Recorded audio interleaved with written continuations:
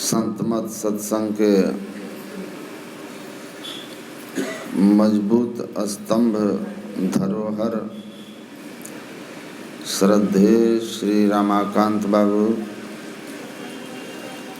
उपस्थित सत्संग प्रेमी महानुभावों, धर्मानुरागिनी माताओं एवं धर्मशीला बहनों,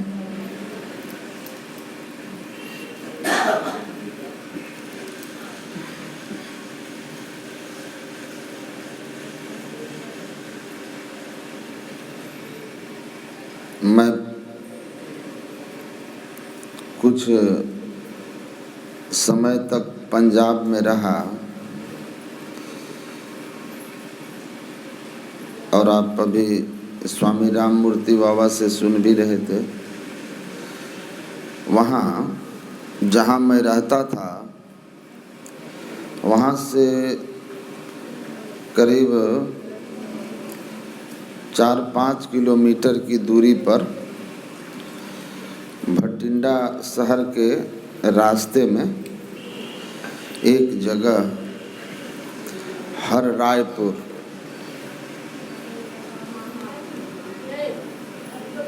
वहाँ एक गुरुद्वारा। मैं एक दिन कहा कि इस गांव का हर रायपुर नाम पड़ा है, तो हर राय साहब सिखों के 10 गुरु की परंपरा में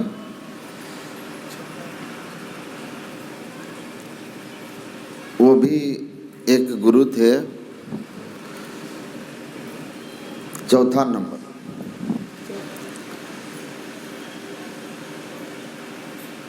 हर राय साहब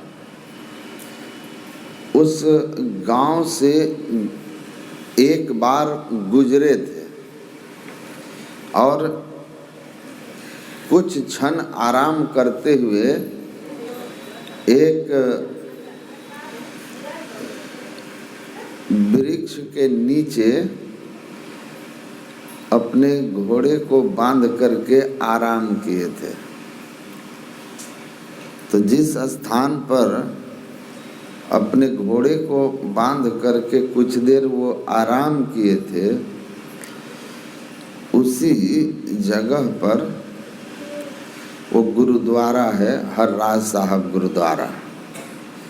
और उस जगह के दर्शन करने के लिए साल में एक बार दूर दूर के सिख लोग आते हैं और वहाँ की मिट्टी को, उस जगह को बहुत श्रद्धा और प्रेम से प्रणाम करते हैं।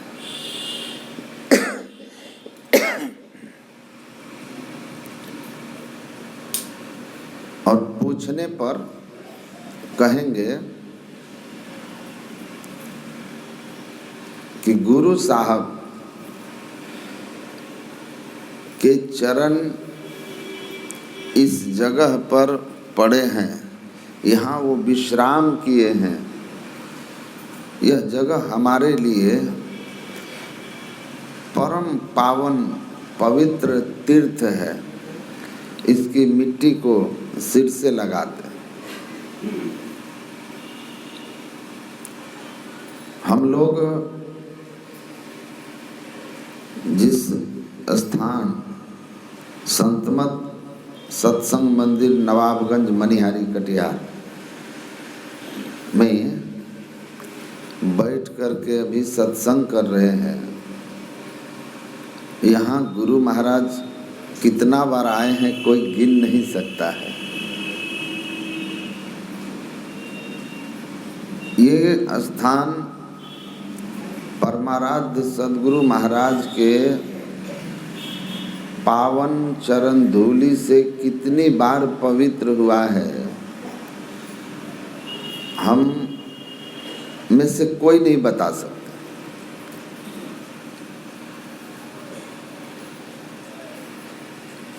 तो स्वाभाविक है संत जहाँ चरण रख दें तो उनके शरीर से निकली हुई नैसर्गिक आभा वहाँ की मिट्टी में समा जाती है और वह जगह पावन पवित्र हो जाता है। तो यह जगह ही प्रणम्य है और यहाँ गुरु महाराज के ज्ञान को, संतों के ज्ञान को सुनाया समझाया जाता है।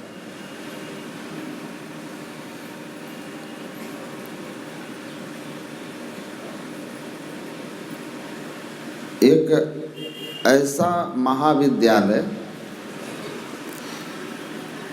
जहाँ का ज्ञान, जहाँ की शिक्षा हमारा परम कल्याण का मार्ग प्रशस्त करता है। संसार के और किसी भी प्रकार के विद्यालय महाविद्यालय की शिक्षा इस जन्म के साथ ही समाप्त हो जाती है। आप कितनी भी ऊंची डिग्री के साथ इस दुनिया को छोड़िए, जब आपका पुनर्जन्म होगा तो आपकी पढ़ाई फिर वही ABC और क ख से होगी। PhD करके निकल गए दुनिया से और दोबारा आए तो PhD वाला कोई ज्ञान आपके पास नहीं होगा। सब आप विस्मृत कर चुके होंगे। फिर वही क से कटहल ही शुरू होगा, ए से एप्पल ही शुरू होगा। लेकिन ये जो अध्यात्म महाविद्यालय है सद्गुरु महाराज का, इस विद्यालय में जो शिक्षा दी जाती है, इसका ज्ञान इस जन्म के साथ समाप्त नहीं होता। शरीर के साथ कुछ भी हो जाए,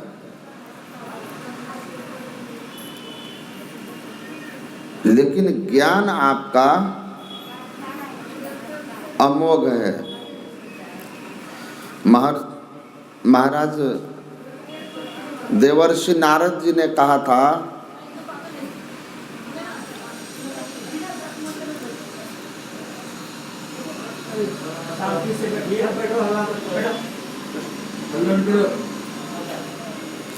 सत्संग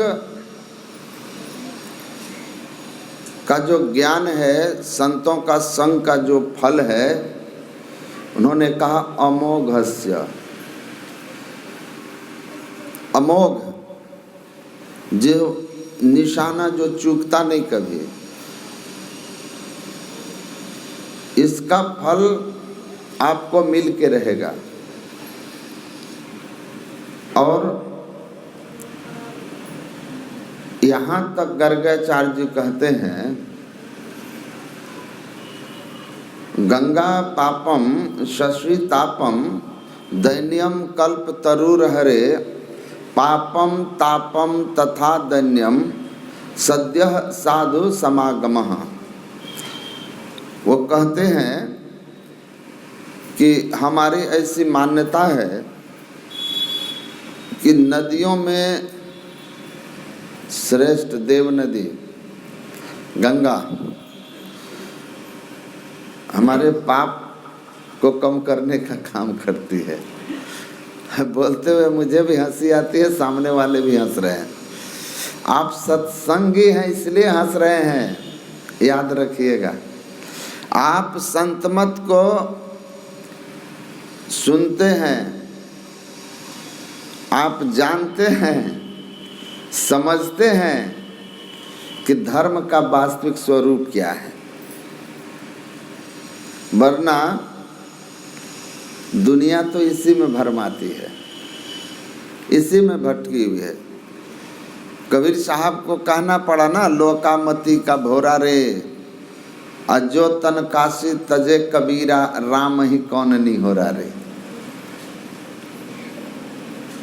अगर इतना आसान होता किसी स्थान विशेष में जाकर नदी में डुबकी लगा देने से मुक्ति हो जाए, पाप धुल जाए, तो धर्म शास्त्रों में आत्म कल्याण के लिए इतनी सारी बातों का वर्णन नहीं किया गया होता। असली ज्ञान है, पीएचडी का ज्ञान यहाँ काम नहीं करता है।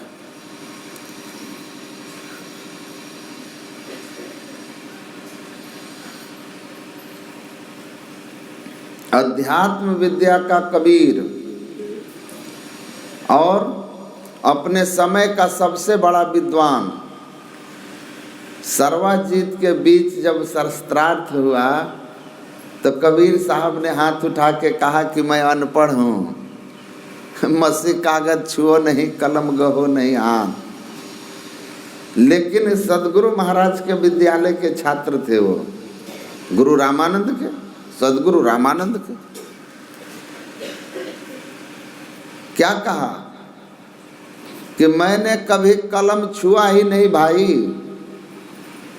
तुम हमसे क्या शास्त्रार्थ करोगे जो शास्त्र पढ़ा ही नहीं। जहाँ चाहो अंगूठा लगवा लो, अपनी जीत का सर्टिफिकेट लो और जाओ। सर्वाजीत ने लिख दिया, सर्वाजीत जीता कबीर हारा, और कहा अंगूठा लगा दीजिए। कबीर साहब ने अंगूठा लगा दिया।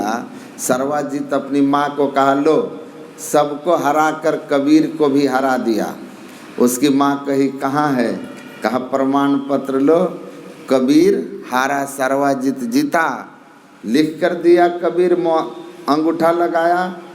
उनकी माँ पढ़ी तो कहती है इसमें तो कुछ और लिखा हुआ है। कहा क्या लिखा हुआ है, कहा पढ़ लो। सर्वाजीत देखता है तो अरे लिखा हुआ है कि कबीर जीता सर्वाजीत हारा।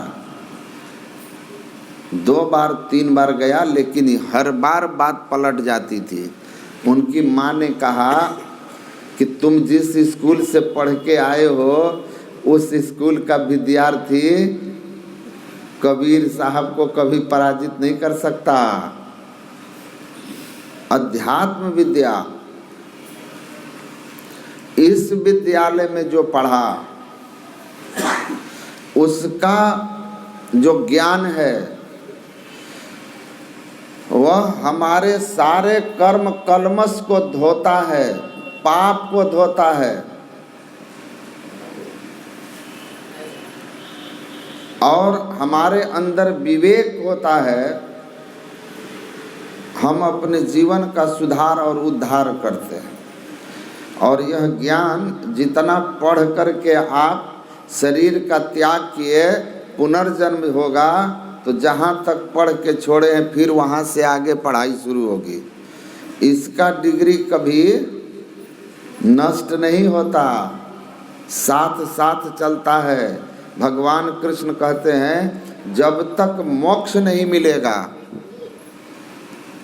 ये ज्ञान आपको कभी नीचे की योनि में जाने नहीं देगा। मतलब आपको ईश्वर से मिला के दम लेगा। ये ऐसा दुर्लभ ज्ञान है। तो हम लोग सुन रहे थे कि कहते हैं देखिए गंगा स्नान करने से पाप धुलता है, लोग ऐसा कहते हैं। शशि तापम, दिन में जो सूर्य का ताप है, चंद्रमा उस ताप, उस गर्मी को अपनी शीतल किरणों से कम कर देती है, शांत कर देती है। दैन्यः कल्प तरुर हरे, कल्प वृक्ष के नीचे जाकर आप कुछ मांगे धन संपत्ति, तो वह धन संपत्ति आपको कल्प वृक्ष दे देगा। लेकिन न गंगा का धोया पाप सब दिन आपका काम आएगा। शंकराचार्य जी ने तो कहा, शंकराचार्य जी के एक प्रवचन में है, एक कमेंट्री में है उनका, कि एक व्यक्ति माता गंगा से कहता है कि आप सुनते हैं पतित पावनी हैं, लोगों का पाप धोती हैं, तो इतने सारे पापियों के पाप आप क्या करते हैं, आप कहाँ रखती हैं? तो माता गंगा ने कहा कि किसी पापी का पाप मैं अपने पास नहीं रखती। तो उसने कहा मैं सबको बहा के समुद्र पहुंचा देती हूँ। तो आदमी समुद्र के पास गया, वो महात्मा समुद्र के पास गया, समुद्र की स्तुति की, समुद्र देव प्रकट हुए, पूछा महाराज आपसे यही जिज्ञासा है कि जो पाप माता गंगा बहा के लाती हैं उन पापों को आप जमा करते करते तो एकदम से पाप राशि हो गए होंगे, तो वो पाप आप क्या करते हैं?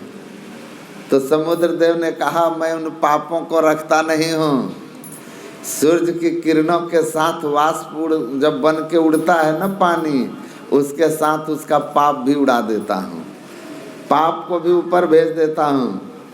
तो फिर वो आदमी बादल के पास गया, कहा बादल देव अरे ये समुद्र जो पाप गंगा द्वारा भेजा हुआ आपके साथ ऊपर भेजता है, तो ये पाप आप क्या करते हैं? इस पाप का आप क्या करते हैं? कहा हम क्या करेंगे, जिसका पाप रहता है उसी के आंगन में बरसा देते हैं, वहीं बरसा देते हैं। कहने का भाव कि शायद शंकराचार्य इसका स्मरण करा रहे हैं कि ऐसा कुछ होता नहीं है। पाप को धो देने की क्षमता किसी तीर्थ में नहीं है। इसीलिए जवाल ऋषि ने कहा चित्त मंतर्गतम दुष्टम तीर्थ स्नानैर न शुद्ध्यति शतशोपि जलेर धोतम सुरा भांडम इवा शुचि। कहते हैं कि पाप की प्रवृत्ति तो चित्त, दुनिया का कोई तीर्थ आपके अंदर के बैठे हुए पाप के प्रवृत्ति को, पाप को धो नहीं सकता है। पाप किसी तीर्थ में जाकर नहीं धोया जा सकता, न चित्त के गंदगी को धोया जा सकता है। मदिरा शराब की भरी बोतल दुनिया के सारे तीर्थ में नहाने के बाद उसका ढक्कन खोलेंगे तो उसकी दुर्गंधी समाप्त नहीं हो सकती। इसीलिए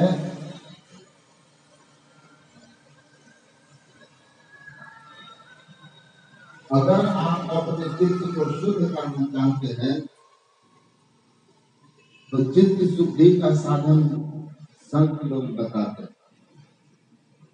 संतों के पास चित्त शुद्धि का साधन है सत्संग और ज्ञान।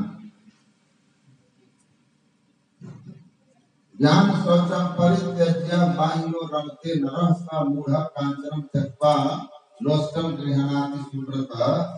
ज्ञान शौच को छोड़ करके जो बाहरी तीर्थों में स्नान करके अपने हृदय की गंदगी और अपने संग्रहित पापों को धोना चाहते हैं, वे ऐसे मूढ़ हैं जो अपने हाथ से हीरा फेंक करके मिट्टी का ढोला लेते हैं। सोना फेंक दिया और मिट्टी का ढेला ले रहा है। तो संतों का ज्ञान हमारे जीवन का सारे पाप वृत्तियों का नाश करता है, पूर्व कृत पाप के समूह को नाश करता है। उस ज्ञान को जब हम जीवन में धारण करते हैं और उसके अनुकूल अपना आचरण बनाते हैं, और जब हमारे जीवन से पाप ताप चले जाते हैं, पाप की प्रवृत्ति चली जाती है, हमारा चित्त सहज शांत और आनंद की अनुभूति करता है। तो संत लोग कहते हैं कि आप इसको अच्छी तरह से याद रखिए कि अपने जीवन में सुख शांति आनंद और कल्याण पाना चाहते हैं तो मुद मंगलमय संत समाजू जो जग जंगम तीर्थ राजू। चलता फिरता हुआ तीर्थराज प्रयाग संत समाज है, सत्संग है। इस सत्संग रूपी तीर्थ में स्नान कीजिए तो आपका जीवन आनंद और कल्याण से भर जाएगा। हम चाहते यही हैं कि मेरा जीवन सुखमय हो, शांतिमय हो, आनंदमय हो, लेकिन हमारा जीवन जो है ठीक इसके विपरीत होता है। कबीर साहब कहते हैं दुनिया की सारी व्यवस्था करो और करके देख लो, पाओगे कि हम दुखी ही हैं। और दुख क्यों है? कबीर साहब कहते हैं हमें पता है कि तुम दुखी क्यों हो। धर्मशास्त्र को पढ़ेंगे आपको समझ में आएगा कि शांति कहाँ है, सुख कहाँ है। आप बहुत बड़े महल बना करके भी दुखी हो सकते हैं और झोपड़ी में भी आनंदित रह सकते हैं। सुख और दुख कहाँ है? एक अंग्रेजी के बहुत प्रसिद्ध कवि हुए हैं, बहुत प्रसिद्ध, मिल्टन। उन्होंने लिखा है अपनी एक कविता में और बहुत सटीक लिखा है। ऐसा ही भारत के संत कहते हैं। मिल्टन एक दार्शनिक कवि थे। उन्होंने लिखा है कि मनुष्य का मन, ये हमारा जो मन है, सारा खेल इसी का है।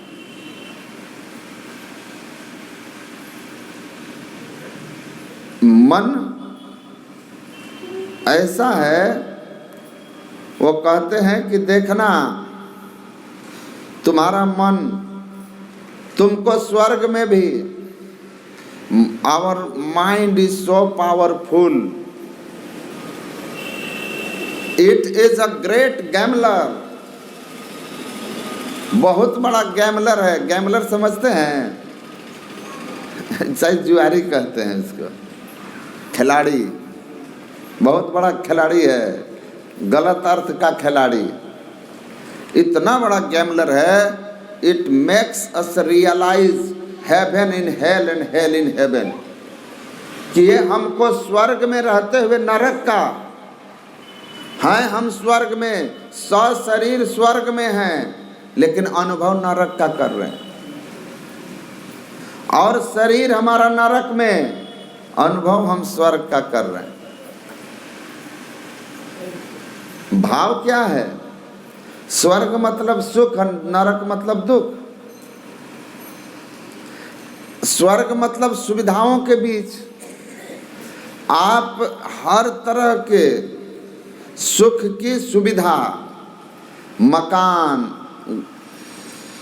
परिवार, कार, एसी, सब सुख साधन आपके पास। आपका शरीर उन सब सुविधाओं के बीच बैठा हुआ है, तो स्वर्ग में है। लेकिन अगर आपके मन में ईर्ष्या द्वेष है तो पड़ोसी के पास का एक छोटा सा, बहुत छोटी सी जीवन में कोई उपलब्धि आ गई कि उसने एक नया बुलेट खरीद लिया, आपका हृदय ईर्ष्यालु है, मन ईर्ष्यालु है, आप इन सब के बीच भी दुखी हैं, मतलब नरक। देखिए मन का खेल। और अगर आपका मन असुविधा में है, झोपड़ी में बैठे हुए हैं, कोई व्यवस्था नहीं है, किसी तरह खाने की व्यवस्था है, जीवन किसी तरह गुजर रहा है, लेकिन अगर आपका मन संसार के विकारों से दूर है या सात्विक है, जिसमें दूसरों के प्रति सद्भाव है और दूसरों के विकास देख करके खुशी होती है कि चलो हम में से कोई तो आगे बढ़ा, भगवान करे इसी के जैसा सब बढ़े। अगर ऐसे भाव में है तो आप हैं शरीर अभाव में, लेकिन अनुभव आपको स्वर्ग हो रहा है, सुख हो रहा है। तो जो हृदय सद्भाव से भरा हुआ है, क्षमता से भरा हुआ है, दूसरों के हित के लिए चिंतन कर रहा हो, ऐसा मन हो हमारा, तो स्वाभाविक रूप से दुख कभी नहीं होगा। इसीलिए कबीर साहब कहते हैं कि इस दुनिया में तन धरि सुखिया काहू न देखा, जो देखा सो दुखिया हो। सबको देखा, राजा सबको देखा, जोगी दुखिया जंगम दुखिया, तपसी को दुख दूना हो। साच कहूँ तक कोई न माने, झूठ कहा न जाई हो। ब्रह्मा विष्णु महेश्वर दुखिया, जिनिया राह चलाई हो। कहे कबीर सकल जग दुखिया, संत सुखी मन जीती हो। संत सुखी मन जीती हो, तो हमारा मन को हम जीतेंगे, हम सुखी हो जाएंगे। तो ये मन के कबीर साहब कहते हैं, मन तुम दुखी रहे हम जानी। मन हमको पता है कि तुम दुखी हो। कब से दुखी हो? जा दिन से तुम शब्द विसारा, तन संग यारी ठानी। जिस दिन से तुमने इस शरीर से अपने को बांधा और परमात्मा की सृष्टि के उत्पत्ति के लिए परमात्मा की जो मौज, आनंदमयी मौज हुई थी, उस आनंदमयी मौज को भूल गया, तुम दुखी हो गए। अंदर के परमात्मीय धुन आदि नाद को जैसे ही सूरत ने विस्मृत किया, वो कहते हैं तुम दुखी रहे हम जानी।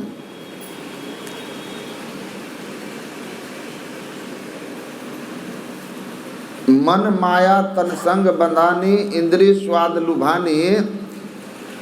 यह जग जड़ सब मिथ्या, क्यों कर मेल मिलानी। करी सतसंग सतगुरु खोजो, सतपद रहो समानी। नाम रतन गुरुदेव बताई, उलट चढ़ो आसमानी। देखिए कहते हैं आप चेतन हो, आप चेतन हो और शरीर इंद्रियां सब जड़ हैं। जड़ और चेतन का संग हुआ, दोनों विजातीय हैं, कैसे मिलेंगे? तुम्हारा मेल ही नहीं होगा।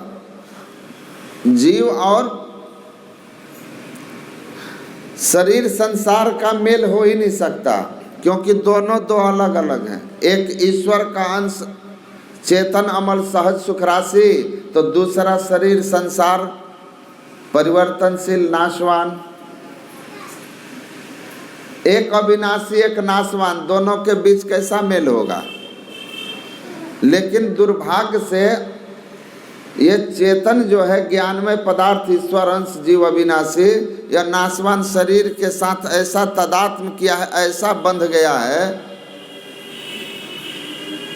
कि अब ये शरीर को ही मैं मान लिया है। कहते हैं तुम अपने स्वरूप को भूल गए क्योंकि शब्द भूल गए, और शरीर के साथ तादात्म्य कर लिया।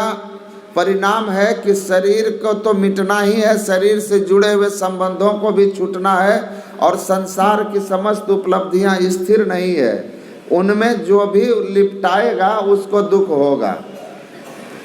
आज इसी में आप लिपट गए हो, इसीलिए आप दुखी हो। तो आपको दुख से छूटना है तो सत्संग करिए, सत्संग करिए, क्योंकि बिनु सत्संग ज्ञान नहीं उपजे। सत्संग करिएगा तो सद्ज्ञान होगा, समझ में आएगी बात कि हमारे दुख का कारण क्या है, हम दुखी क्यों हैं। एक होमर नाम के संत हुए, उन्होंने लिखा है कि जीवन भर मनुष्य ही भूल करता रहता है कि हमारे दुख का कारण धन का अभाव, पद का अभाव, संतान का अभाव, संपत्ति का अभाव, ऊंचे पद का अभाव, यही धन पद संतान संपत्ति जो सम्मान, इन्हीं सब वस्तुओं को अपने सुख का साधन मान करके इसी के पीछे लगा रहता है। ये मिल भी जाते हैं तो दुखी रहता है, क्योंकि उसको यह ज्ञात ही नहीं हो पाता, बिना किसी महापुरुष के सानिध्य में गए यह ज्ञात ही नहीं हो पाता कि मेरे दुख का कारण इन वस्तुओं का अभाव है ही नहीं। हमारे दुख का कारण क्या है? वो कहते तुम्हारे दुख का कारण एकमात्र यही है कि तुम्हारा स्थानांतरण हो गया है, ट्रांसफर हो गया है। तुम कहाँ थे और कहाँ आ गए हो? तुम कहाँ थे और कहाँ आ गए हो? यहाँ आके लिपट गए हो। इसी को मान लिए हो अस्थाई घर, लेकिन यह अस्थाई घर नहीं है। अरे याद करिए, इंद्र की कथा है कि इंद्र श्राप बस सुअर जोनी में थे, और जब उनके श्राप की अवधि खत्म हो गई, अब ब्रह्मा जी ने कहा कि सुअर के जोनी में पड़े हुए इंद्र को जा कर के कहो आकर के अपना सिंहासन संभाले, स्वर्ग का राजा स्वर्ग सिंहासन संभाले। तो इंद्र को जब गया लोग कहने, देवता लोग कि चलिए महाराज स्तुति करके स्वर्ग में, कहा स्वर्ग? कौन स्वर्ग? हम कोई स्वर्ग नहीं जानते, इससे बढ़िया स्वर्ग और क्या होगा? वहाँ देखो इतने सुंदर, वो कहता है क्या स्वर्ग इससे बढ़िया है? वहाँ इस तरह कीचड़ है, वहाँ इस तरह का कीचड़ है। तो कहा महाराज स्वर्ग और दुर्गंधि युक्त कीचड़ क्या बात कर रहे हैं आप? स्वर्ग और दुर्गंधि युक्त कीचड़, अरे वो स्वर्ग है, वहाँ तो खुशबू ही खुशबू है, यहाँ तो बदबू है। कहा कि इतनी प्यारी सुअरी, इतने प्यारे बच्चे, कहा पागल हो गए क्या आप? अरे स्वर्ग का राजा इंद्र और क्या सब बातें कर रहे हैं? ये क्या है? ये सुअरी, ये बच्चे, ये वहाँ क्या है? आप चलिए। कहा हम नहीं जाएंगे सबको छोड़ के, हमारा स्वर्ग यही है, हमारा स्वर्ग यही है, हम कहीं नहीं जाएंगे, इससे ज़्यादा सुख हमको कहीं नहीं मिलेगा, हम इनको नहीं त्याग सकते। जाकर जब ब्रह्मा को कहा लोग, तो ब्रह्मा जी ने कहा कि जाओ उसके सब बच्चों को मारो, उसका आशा, उसको वैराग्य भाव आएगा। बच्चे को मार दिया लोग। कहा अब चलिए। कहा नहीं जाएंगे, हम अभी भी, हमारी सुअरी है तो बच्चे फिर हो जाएंगे, हम नहीं जाएंगे। कहा जाओ सुअरी को मार दो। सुअरी को भी मार दिया लोग, तब भी कहता है नहीं जाएंगे, नहीं जाएंगे, सुअर का देह हम नहीं छोड़ सकते, इतना अच्छा है। कहा कि इसको भी मारो। सुअर का देह भी उनका जो था उसको भी मार दिया। उसको जब मारा तो वहाँ से जो इंद्र सुअर शरीर में थे निकले बाहर अपने रूप में। तब उनको स्मरण आया कि अरे राम, कितना दुर्गंधि युक्त नरक में मैं पड़ा हुआ था, कितना नरक में मैं पड़ा हुआ था। अरे मेरा जगह ये नहीं, वहाँ है, यहाँ नहीं वहाँ है।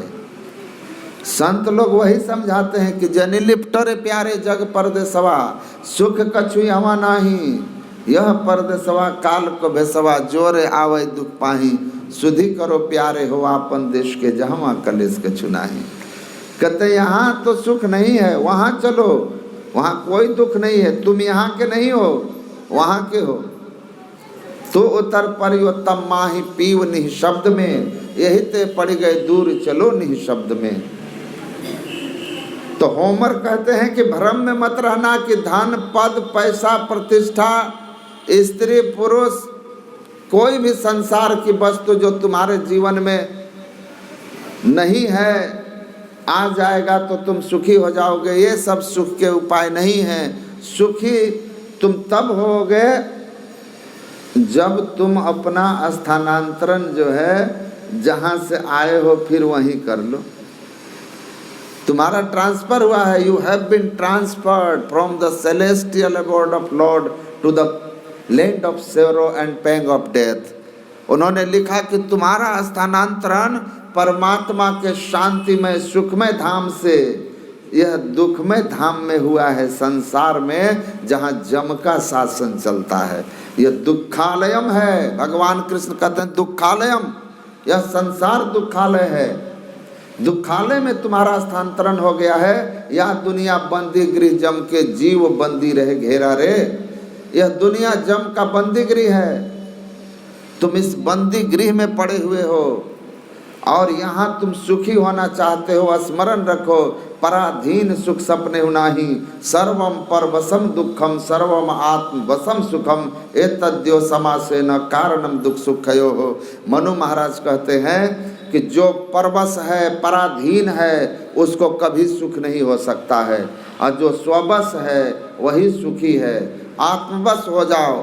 हम अभी परवश हैं, हमारा अभी अपना बस नहीं चलता, हमारे चाहने के अनुकूल सब बातें नहीं होती, हम जो नहीं चाहते हैं वो भी होता है और फिर हम दुखी होते हैं।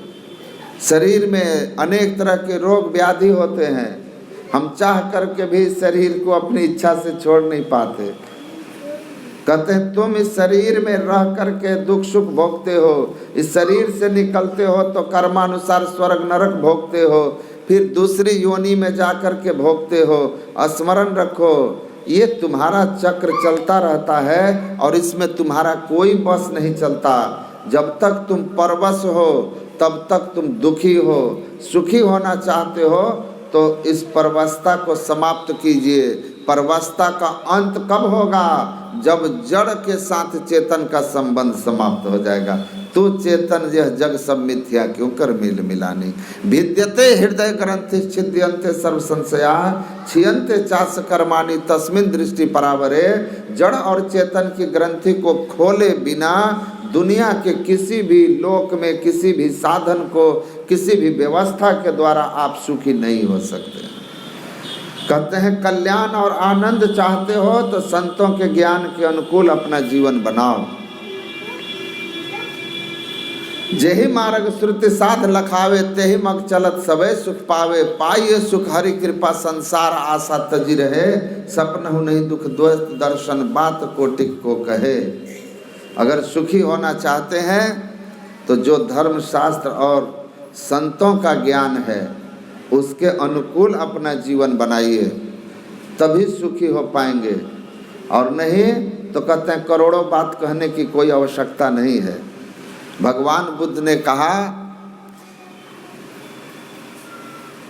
जो एक जगह कोई उत्सव हो रहा था, विवाह का उत्सव चल रहा था, सब लोग नाच रहे थे, गा रहे थे, नाच गान वहाँ पर चल रहा था। थोड़ी देर के बाद अचानक जो वहाँ पर लाइट की व्यवस्था थी, बिजली तो नहीं थी, जो भी व्यवस्था थी कृत्रिम लालटेन दिया पेट्रोमैक्स जो भी हो, वहाँ अच्छी खासी रोशनी की व्यवस्था की गई थी। अचानक से हवा के तेज झोंका में सब बुझ गया, अंधेरा हो गया, सब लोग शांत हो गए, सब लोग शांत हो गए, नाच गाना अचानक से बंद हो गया। तो भगवान बुद्ध कहते हैं कि बाहरी प्रकाश में आप थोड़ा नाच गा लेते हो। ऐ बच्ची, बाहरी प्रकाश में आप उत्सव मना रहे थे, बाहरी प्रकाश था उसमें आप विवाह उत्सव मना रहे थे, सब नाच गा रहे थे, खुशी हो रहे थे। पर ये नाच गान और खुशी क्षणिक था। बाहरी प्रकाश अगर समाप्त हो गया, अंधेरा हो गया, तो आपका आनंद उत्सव बंद हो गया, आपका आनंद उत्सव बंद हो गया।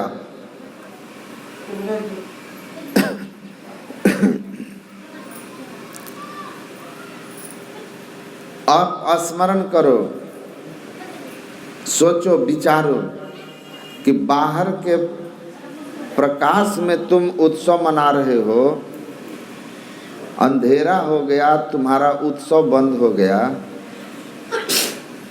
और वैसे भी यह उत्सव सब समय नहीं रहेगा, अभी होगा उसके बाद समाप्त, कल फिर नहीं होगा। लेकिन तुम अगर किसी अपने अंदर के अंधकार में देखो, तुम खुद को देखो कहाँ हो, तुम अंधकार में हो। वास्तव में उत्सव मनाना है तो अपने अंदर के प्रकाश की ओर चलो, अपने अंदर में प्रकाश खोजो, प्रकाश में चलो। तुम अभी अंधकार में हो, और अंधकार में हो तो किनो हासो किमानंदो नित्पद जलते सती अंधकारे न वो न धा पदीपम न गवशथ। कहा, ए मनुष्यों सुनो, तुम अंधकार में हो तो कैसी हंसी, कैसा आनंद। ये आनंद और ये हंसी अंधकार में वास्तविक नहीं होती, ये टिकती नहीं है। ये कुछ क्षण के लिए तुम्हारे जीवन के दुख को विस्मृत करा दे, लेकिन जीवन के दुखों का अंत इससे नहीं होने वाला। तुम स्थिर सुख शांति को नहीं पा सकते, अंधकार में हो। अपने अंदर प्रकाश की खोज क्यों नहीं करते? प्रकाश की खोज करो, सारा दुख तुम्हारा चला जाएगा। गुरु महाराज कहते हैं, आषाढ़ गाढ़ अंधार घट में तात दुख अपार है, गुरु कृपा ते भेद लेहि तम तोड़ी दुख निवारिये। तुम कहाँ हो? अंधकार में। ये अंधकार में जो तुम हो, इस गाढ़ अंधकार में पड़े होने के कारण तुम्हारे जीवन में घोर दुख है। अगर सुखी होना चाहते हो तो गुरु कृपा ते भेद ले करी सत्संग, सतगुरु खोजो। कबीर साहब कहते हैं, सत्संग कीजिए, सतगुरु की खोज करिए।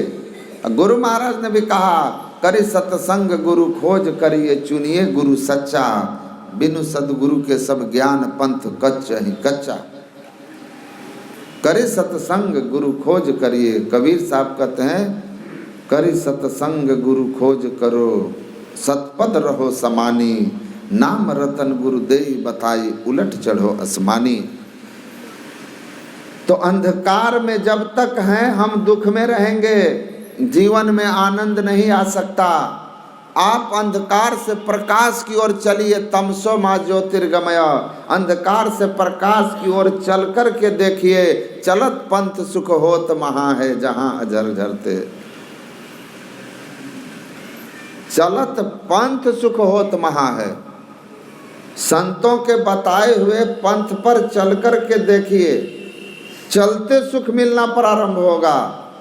मंजिल पर जो मिलेगा वो तो कहने से बाहर, वो तो वाणी का विषय ही नहीं है, वो तो सोचा नहीं जे पावे, जो पाएगा जाने। लेकिन कहते हैं कि आप संत के बताए मार्ग पर चल के देख लीजिए, चलत पंथ सुख होत महा है। चलते ही जीवन में महासुख की अनुभूति होगी। जीवन का जो जीवन हमारा हमेशा हमारा मन बेचैन व्यथित रहता है, आप दो काम करना शुरू कर दीजिए। पहली बात, सत्संग करिए और बैठिए उन लोगों के साथ जो सत्संग ध्यान की बात करते हैं। तो आप सत्संग करिए, ध्यान करिए, मतलब सत्संग ध्यान करिए और सदाचार में रहिए। कहे कबीर निज रहनी समारी, सदा आनंद रहे नर नारी। सदाचार का जीवन हो और सत्संग ध्यान समय निकाल करके करें, संसार का काम करें। मैं आपको नहीं कह रहा हूं कि आप करोड़पति हो जाएंगे, लेकिन इस बात का मैं दावा कर सकता हूं आपसे कि आप करोड़पति नहीं होंगे, लेकिन ये अवश्य हो जाएगा कि जो आपके जीवन में सुख शांति रहेगी, उसके लिए करोड़पति कौन कहे, अरबपति भी लालायित रहेगा, लालायित रहेगा। आप ऐसे जीवन के सुख भोग करेंगे। इसीलिए कहते हैं कि आप संत महात्माओं के बताए हुए ज्ञान पर चलिए। आनंद और कल्याण के ये जड़ हैं, ये चलते फिरते हुए तीर्थराज प्रयाग हैं। तीर्थ संत समाज आत्मा गंग है, जल है तट है शील स्नेह अरु दया तरंग है, निर्मल नीर गंभीर ज्ञान धारा बहे, अरे हाँ रे पलटू गुरु दरिया में नहाए तो दुर्मति ना रहे। गुरु दरिया में नहाइएगा तो सारी दुर्मति चल जाएगी। बाहर के किसी दरिया में नहाइएगा दुर्मति नहीं जाएगी, विकार नहीं धुलेंगे, पाप नहीं खत्म होगा, लेकिन चित्त के सिमटाव का साधन करने लगिए, अंतर और बाहर का सत्संग करने लगिए। आप देखिएगा राधा स्वामी मत के आचार्य हुए थे चरणजीत सिंह, बड़े महापुरुष थे। उन्होंने एक प्रवचन में, उनका अखिल भारतीय सम्मेलन उनका भी साल में होता है, व्यास में हुआ है, उसमें उनके प्रवचन है, पुस्तक प्रकाशित हुई है राधा स्वामी मत से। उस पुस्तक में वो लिखते हैं कि पूरब में संत मत के एक बड़े महापुरुष हुए। पूरब में पंजाब पश्चिम भाग है, हम लोग पूरब क्षेत्र के हैं। पूरब में संत मत के एक महान प्रचारक हुए महर्षि में ही परमहंस।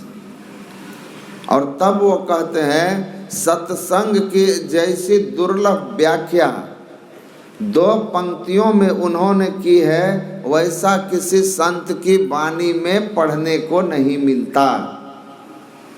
संपूर्ण व्याख्या 2 पंक्तियों में महर्षि में ही परमहंस जी ने सत्संग की महिमा पर की।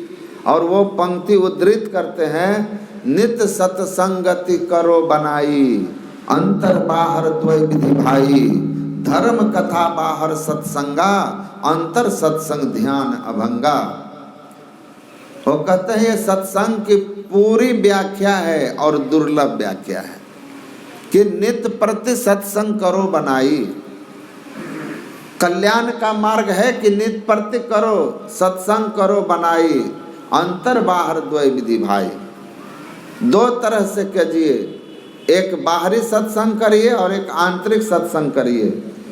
वो कहते हैं आंतरिक सत्संग, बाहरी सत्संग क्या है, तो हम बैठ करके जो मनवा राम नाम रस पीजे, अतजी कुसंग सत्संग में बैठ नित हरि चर्चा सुन लीजिए। सत्संग में बैठकर परमात्मा की चर्चा सुनिए। राम भगति जहाँ सुरसरी धारा, सरसई ब्रह्म विचार प्रचारा, विधि निषेध में कलिमल हरणी, कर्म कथा रविनंदनी वर्णी। गोस्वामी जी कहते हैं बैठकर सत्संग में हरि की चर्चा सुनिए, परमात्मा की सगुण लीलाओं का वर्णन सुनिए, उनके निर्गुण निराकार जो अनंत स्वरूप है उसकी चर्चा सुनिए। और विधि निषेध क्या करना चाहिए क्या नहीं करना चाहिए, अर्थात झूठ चोरी नशा हिंसा व्यभिचार जैसे पाप कर्म से बच के रहना चाहिए, सत्संग करना चाहिए, ध्यान करना चाहिए, अपने को सदाचार में रखना चाहिए, बड़ों का आदर मान करना चाहिए, ईश्वर पर भरोसा रखना चाहिए और उसकी प्राप्ति अपने अंदर में होगी। इन सब बातों की दृढ़ता से पकड़ के रखना चाहिए। तो इस तरह का ज्ञान ये सत्संग बाहरी है। कहते हैं हरि चर्चा सुनिए, उस हरि को पाने का साधन है अंतर सत्संग। और बाबा देवी साहब ने कहा बाहरी सत्संग उसी को कहते हैं जो अंतर सत्संग के लिए प्रेरित करता हो। बहिर्मुख से अंतर्मुखी बनिए। सुख शांति कहाँ है, कहीं बाहर में नहीं है। संत लोग कहते हैं जो सुख शांति आप है वास्तव में वह आपके अंदर में है, वो आत्म सुख है। इसीलिए भगवान विष्णु राजा अजात शत्रु की कथा भागवत में आती है। राजा अजात शत्रु, राजा चित्रकेतु के संबंध में लिखा है कि 1 करोड़ रानी थी। अतिशयोक्ति हो गई है, पर कथा है बहुत सी रानियां होंगी उनको, कि बहुत सी रानियां थी, कोई संतान नहीं था, बहुत दुखी थे। एक बार नारद जी, अंगिरा जी का वहाँ आगमन हुआ तो बड़ा स्वागत किया और कहा कि हमको आशीर्वाद दें कि एक पुत्र हो जाए। तो उन्होंने कहा कि ठीक है, आपके किस्मत में तो पुत्र नहीं है ना, लेकिन संत की महिमा है, संत की महिमा है। पलटू साहब कहते हैं,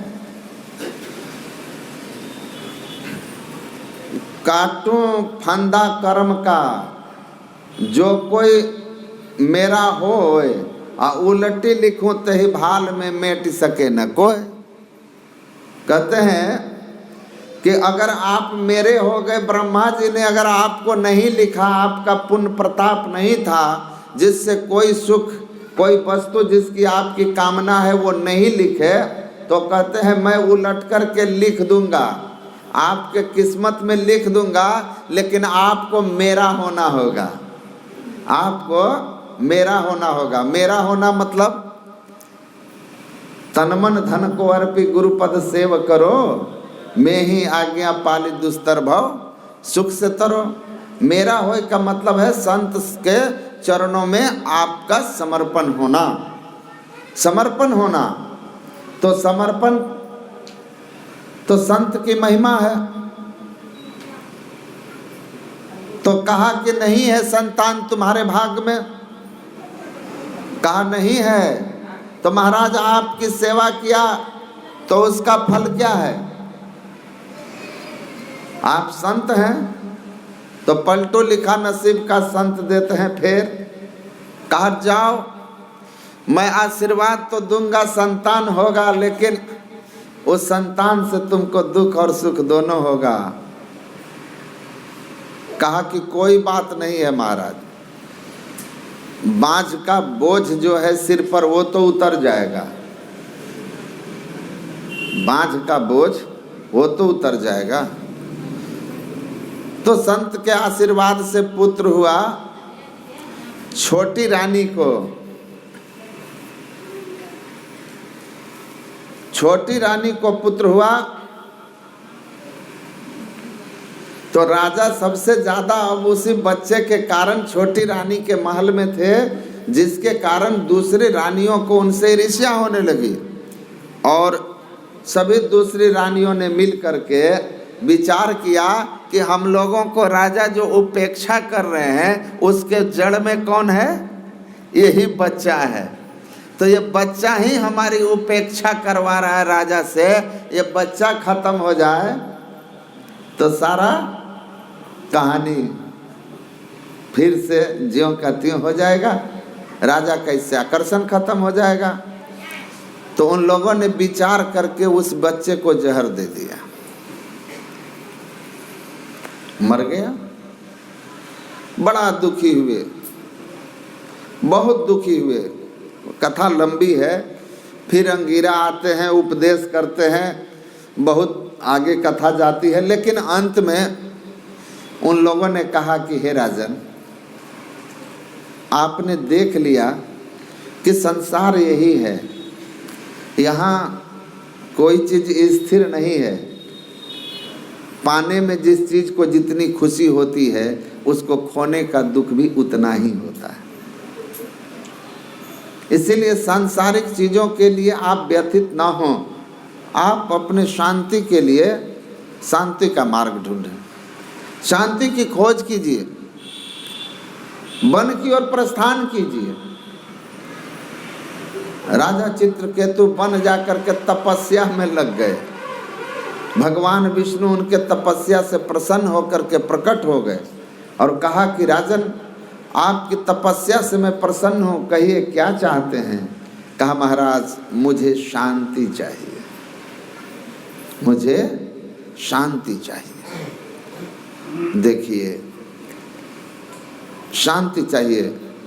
भगवान विष्णु ने कहा शांति अगर चाहते हैं तो सुनिए मान राजन, लब्धवे मानुषिम योनिम ज्ञान विज्ञान संभवम आत्मा नम यो न बुद्धेत न क्वचित क्षणमाप्नुयात्।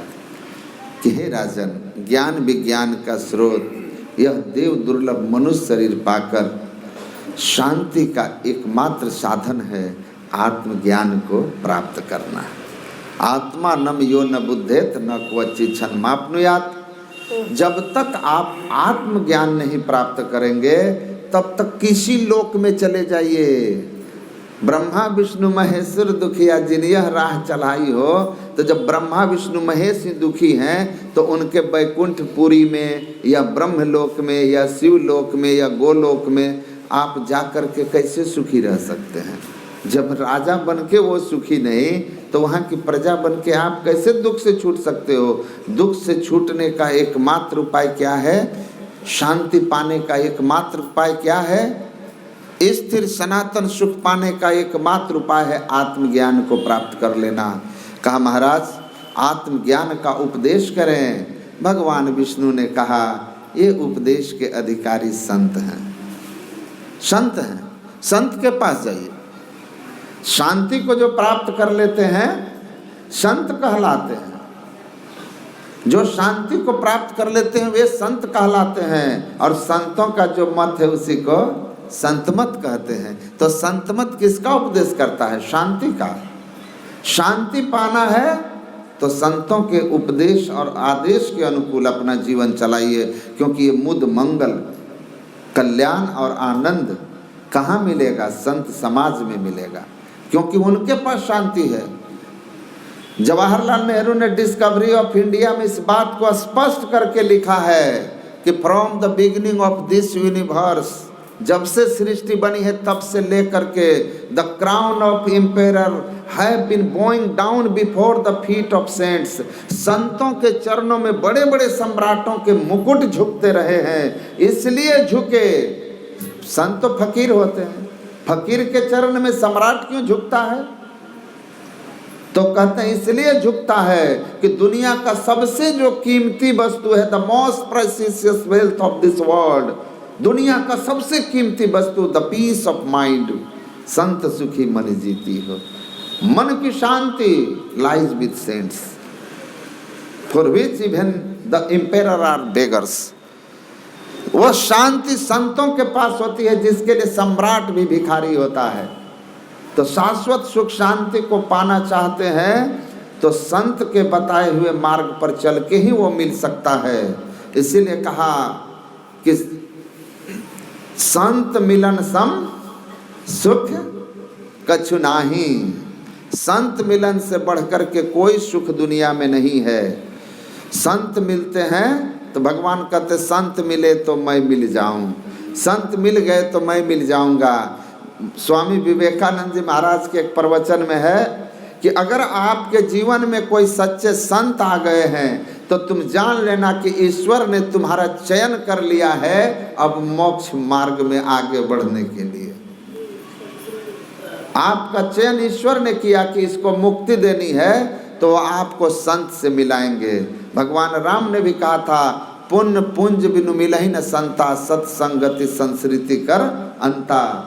आपके जन्म मरण के चक्र को समाप्त होने का समय आया है तो समझ लीजिए कि जीवन में सत्संग मिल गया। निगमागम पुराण मत एहा कहीं सिद्ध मुनि नहीं संदेहा, संत विशुद्ध मिलहि परते ही अचित वही राम कृपा कर जेही। जिस पर राम ने चिंता कर ली, जिसका चयन कर लिया, कहते हैं उसी को पूरे और सच्चे संत की शरणागति मिलती है, सद्ज्ञान मिलता है। नहीं तो बाहर बाहर भटकाने वाले हजार मिलते हैं। चाहे मुक्ति करे तन क्रिया, जल पाहन भर माया हो, अब बोया पेड़ बबूल सूल के आम कहाँ ते पाया हो।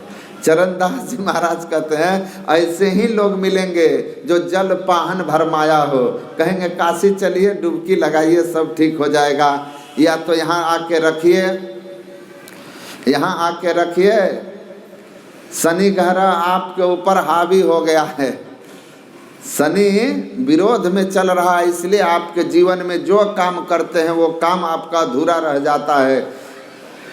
25-30 हजार में शनि शांत कर देंगे, फिर रोजगार व्यापार में आपकी उन्नति हो जाएगी। संत लोग कहते हैं कि आप परमात्मा की भक्ति करो, आप सत्संग ध्यान करो, तो निश्चित जान लो कि आपका कोई ग्रह कुछ नहीं बिगाड़ने वाला है, आपका जीवन मंगल रहेगा।